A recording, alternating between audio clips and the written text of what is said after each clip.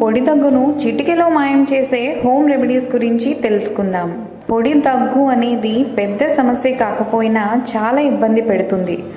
గొంతు, ఛాతీలో నొప్పి, ఛాతీలో పట్టేయడం వంటి లక్షణాల వల్ల అసౌకర్యంగా ఉంటుంది.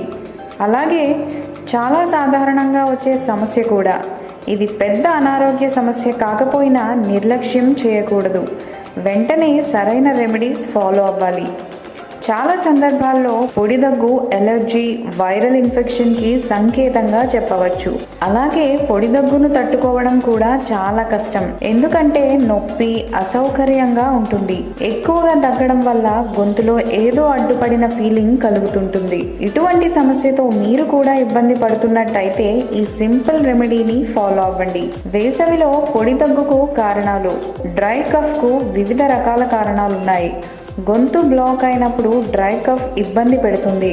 ఇతర కారణాల వల్ల అయితే వైరల్ ఫ్లూ, స్మోకింగ్ మరియు ఆస్మా, ట్యూబెర్కులోసిస్ లక్షణాలు ఉన్నప్పుడు కూడా డ్రై కఫ్ వస్తుంటుంది. దీనికి వెంటనే చికిత్స తీసుకోవడం చాలా మంచిది. లేదంటే మరో సీరియస్ కండిషన్ లంగ్ క్యాన్సర్కు దారితీస్తుంది.